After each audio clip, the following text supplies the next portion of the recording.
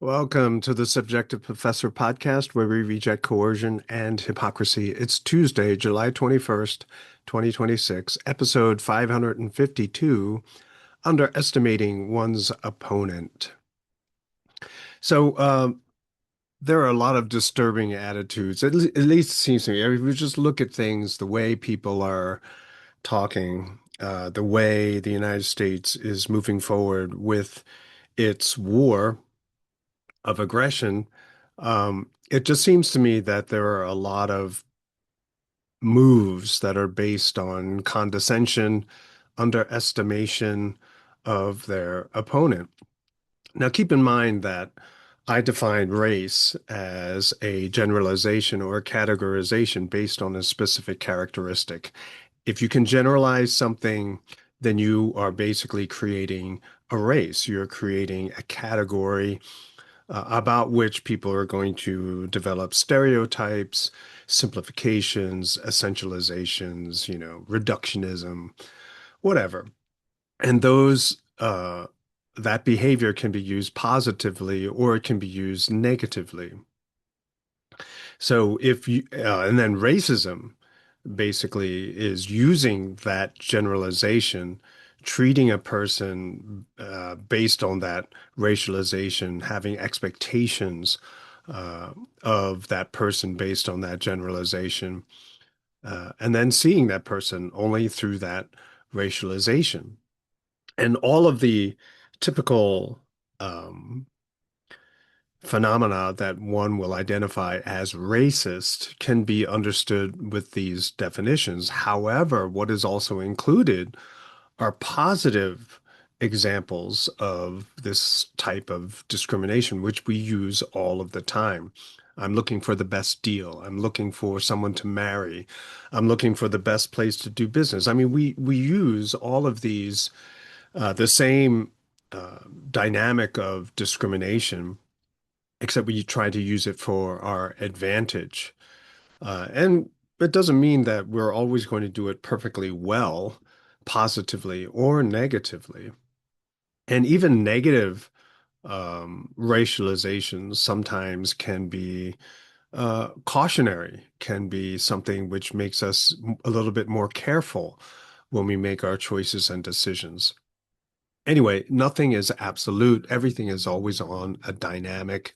And so we always have to take into consideration risk, the probability that we were wrong. The whole idea of the black swan.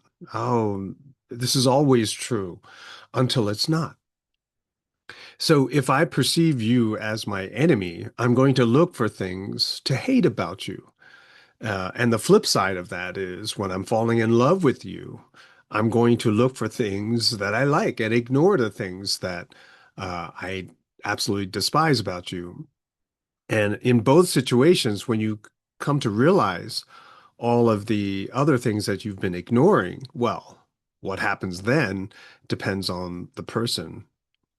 Now, opponents, if you look at an opponent that's within your country, so we're living in the same society, uh, and you're looking for negative things, well, you're going to find betrayal and anger. And so, what you see is a lot of independent voters in the United States, more independent voters than ever in the history of the United States. At least that's what some people are saying. In other words, registered independence exceeds Republicans and Democrats combined. So more than half of voters in the United States are independent, and that's because they feel betrayed. There's that they cannot continue to go along with either the Republican or the Democratic Party. And it's because both of them are engaging in massive levels of hypocrisy. Um, and at one point, it might seem like they are being honest and legitimate and they're fighting for the common person. So, for example, after lockdowns and all of this rise of censorship and imposition of behavior codes that people have to accept others simply because they want to be seen as something different, with the rise of that kind of uh, so-called tyranny, A lot of people voted for Trump. But then, of course, he went back on all of the promises that he had made. And so people left the Democratic Party because they didn't like what they were doing, thought that they would find a solution with Republicans, but no, they stabbed them back as well. And a lot of people, instead of going back to the Democratic Party, because nothing has really changed on that end, decided to become an independent. And so maybe a lot of them are one issue voters. I don't know. And it's not coincidental. I think it's not an accident that you have people like Colonel McGregor, Tucker Carlson pushing for a third party.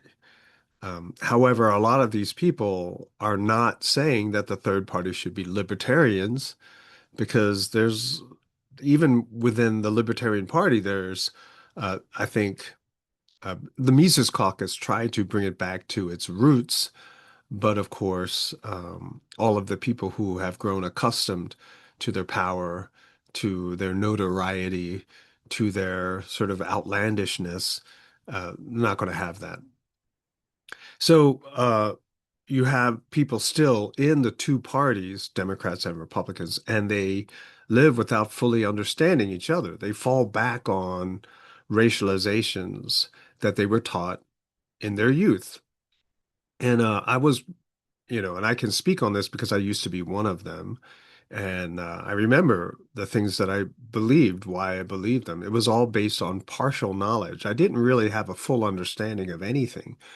And so when you don't have a full understanding, you're going to respond to emotional manipulations, to tearjerker stories or stories meant to enrage you. And the same goes with images as well. And I would imagine things are a lot worse now because of AI and the fact that it's so much easier to Photoshop images in a way that would make people uh, even angrier or get people to think in the way that you want them to think. Now, this results, of course, people who are still functioning within this two-party system.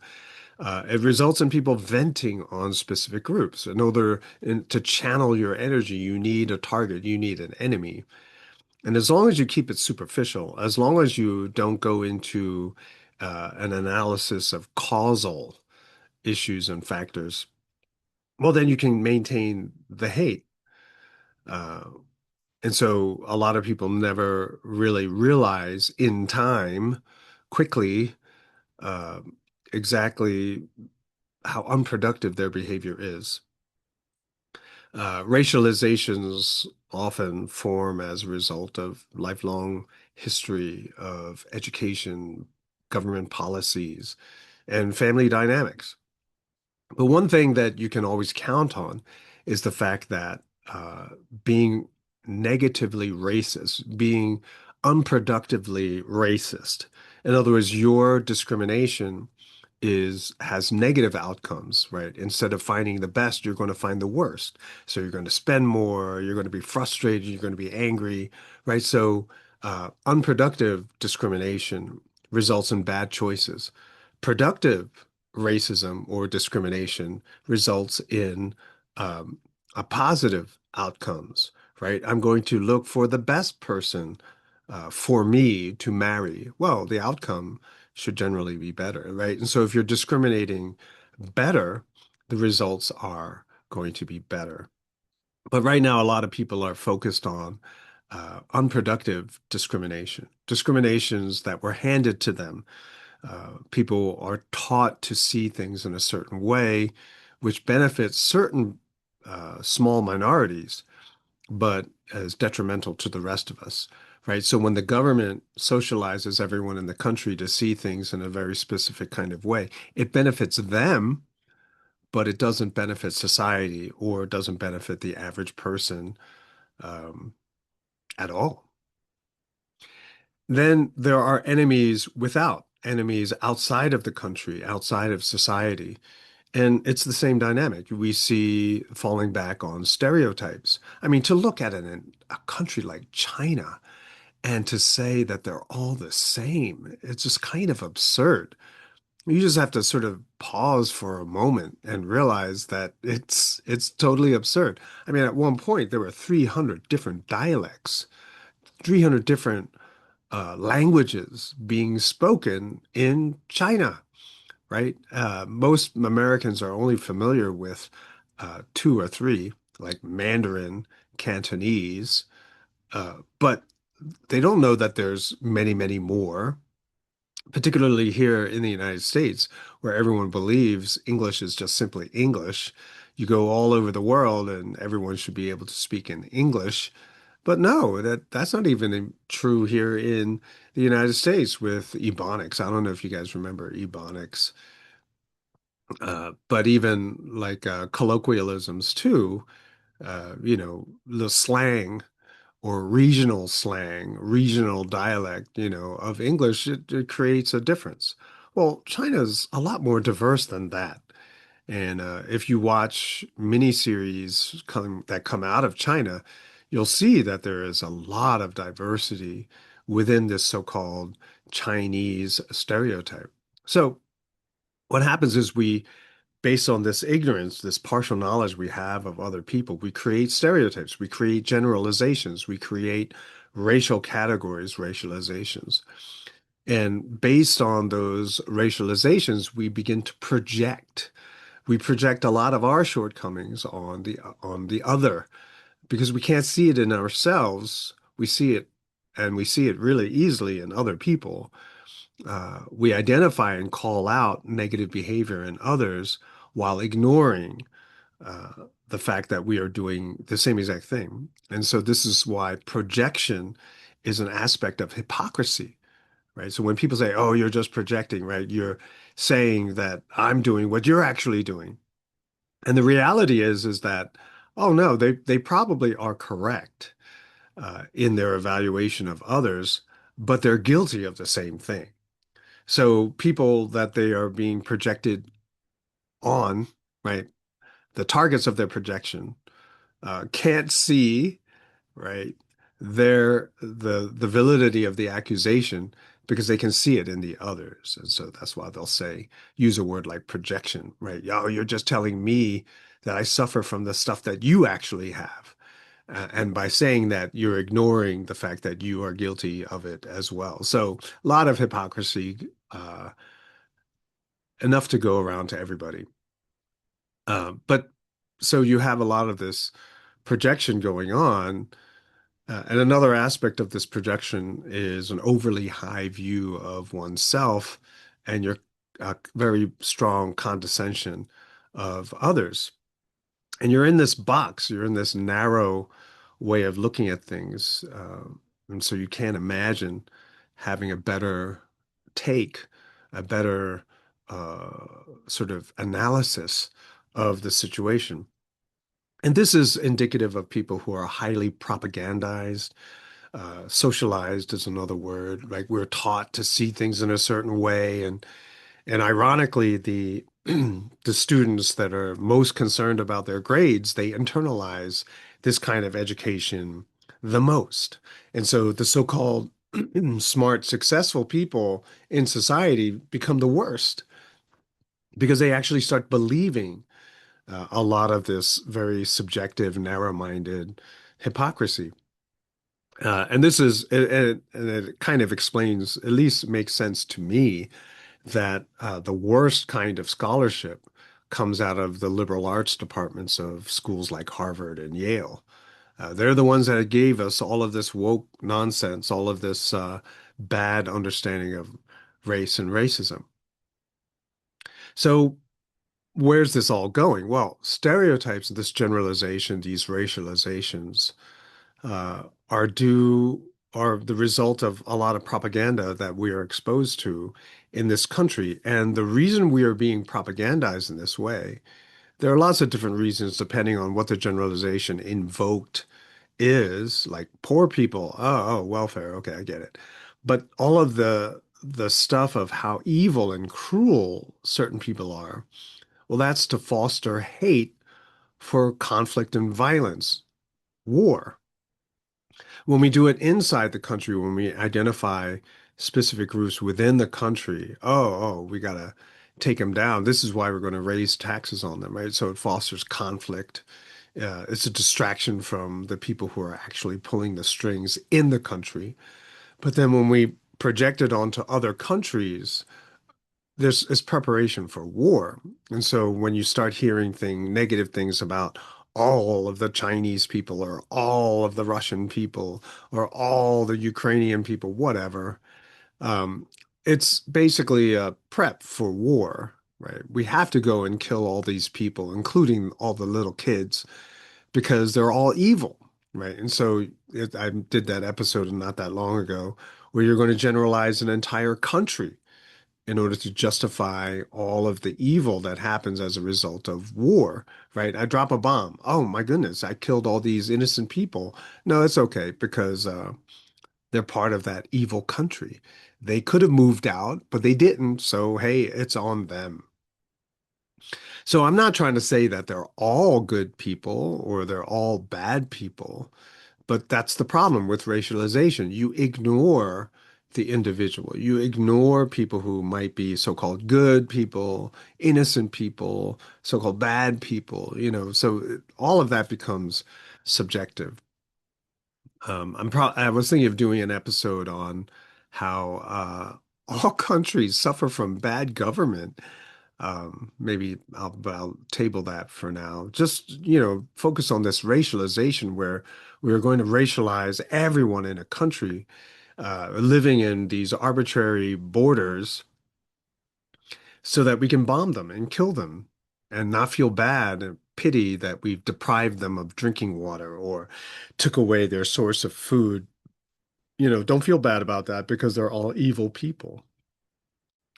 Um, so when we look at the stereotypes being invoked or being spread with regard to Russia, China, and Iran, I got to decide how I'm going to say the name of that country and then just stick with it. But anyway, Iran. Okay. Or I can, oh, well, never mind. Uh, well, you're going to basically say the first frustration that I notice is the frustration of the American government that a lot of these politicians in specifically these three countries, cannot be bought, right? Because that's the U.S. policy when it comes to different countries. I'll give money, I'll offer money to people and because they're so greedy that they'll see the gain of money more important than pushing back against America, who is probably going to destroy your country and loot your country. Um, and so the problem right now is that Putin can't be bought. The leaders of Iran have decentralized, so they can't be bought. And China, well, they're Chinese, so they're not going to be bought. And so here's the thing. Uh, but there's that expectation that because these people are simple, because they're stupid, right? Because they're not us, that we should be able to do this. Um, they're low intelligence.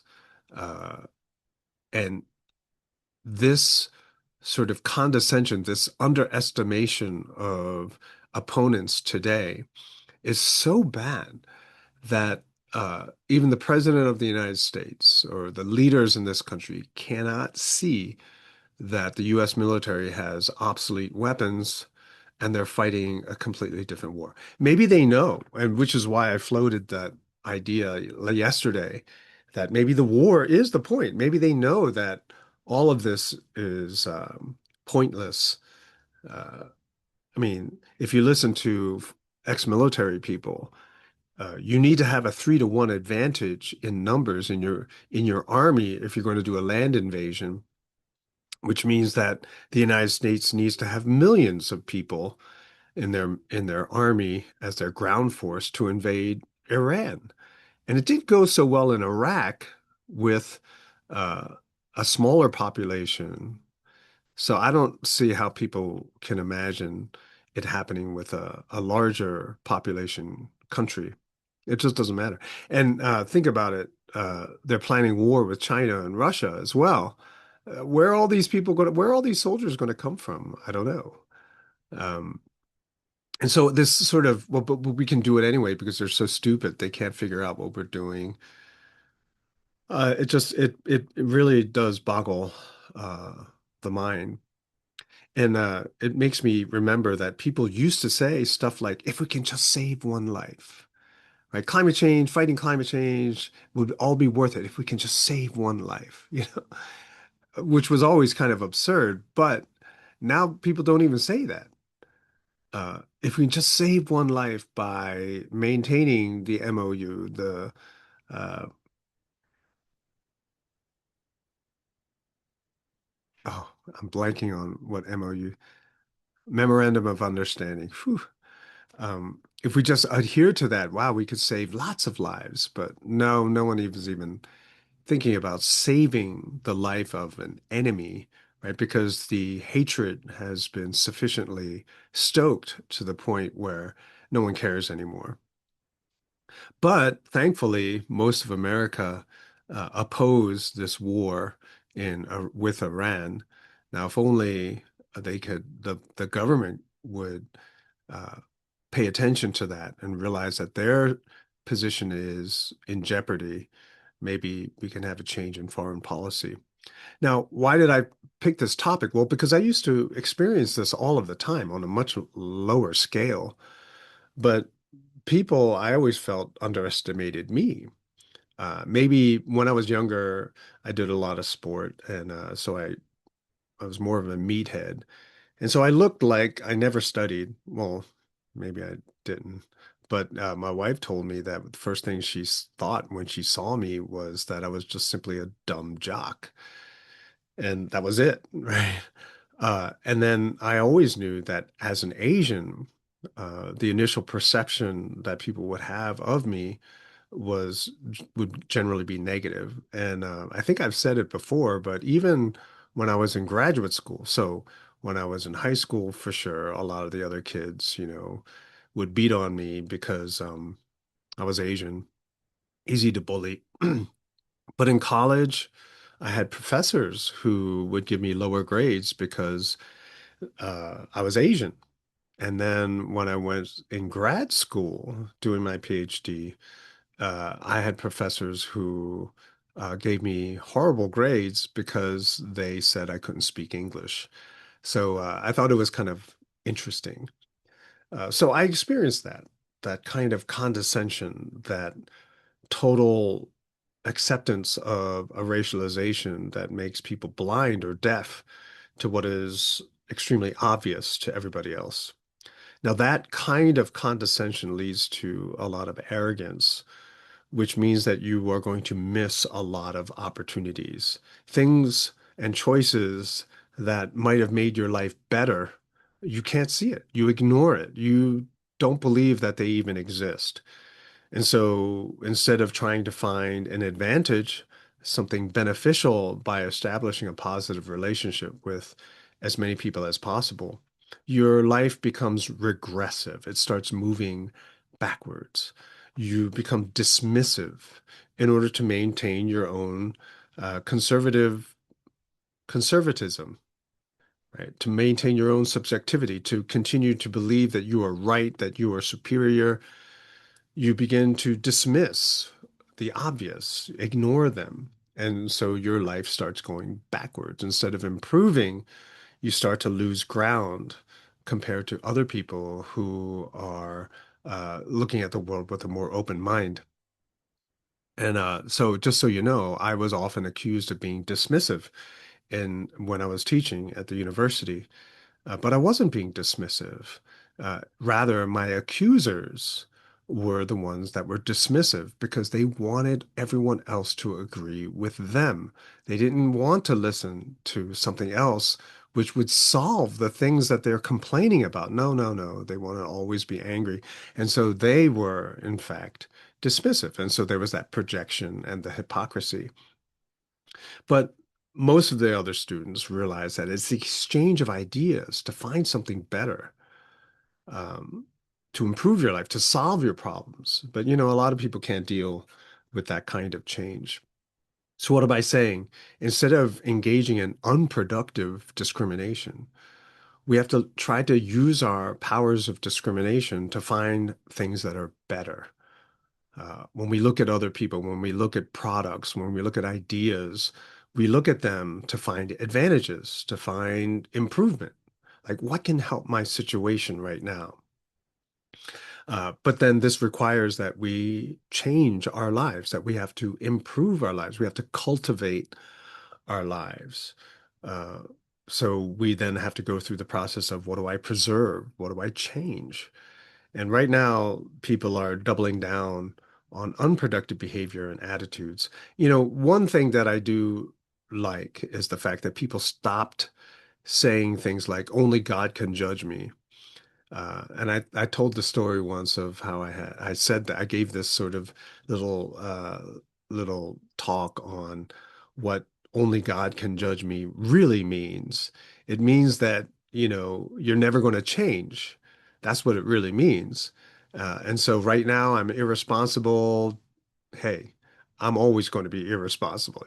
And so what the funny thing about that is that one day after class, this guy hung out afterwards and he opened his shirt and right across his chest in big letters, only God can judge me. And we had a good laugh about that.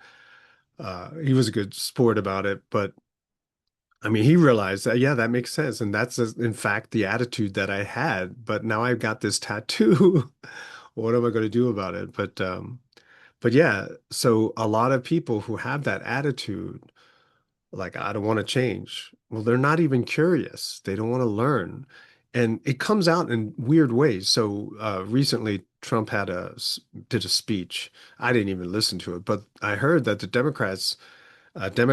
democratically controlled news stations did not even broadcast the speech. Like, what? Why would you do that? Why would you not allow everyone to be able to hear just how ridiculous this person is? At the very least, to analyze it. Maybe they are afraid that, uh, too many people might hear something that might make sense to them. I don't know.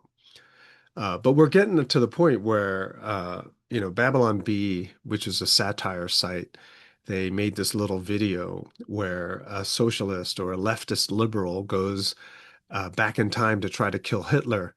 And Hitler's like, okay, okay, here we go again, because this is not the first time. And he's like, why do you want to kill me? He goes, and they go through this whole list, and he's like, well, I'm like that too. And so, what all these people, these leftist liberals, don't realize is that they believe all of the things that Hitler believed.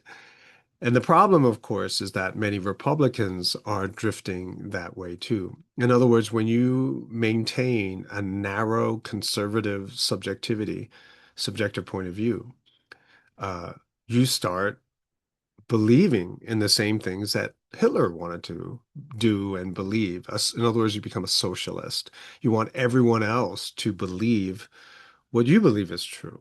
And so you have uh, different aspects of the same endeavor to control the population, to make them believe what we want them to believe, and to get rid of the people that we think need to go.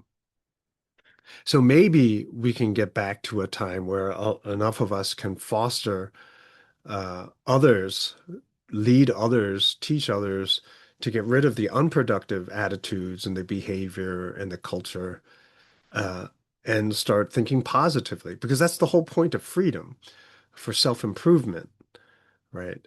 And if you think about this in a more wider point of view, people are crying about all these illegal immigrants. Yes, yes, yes.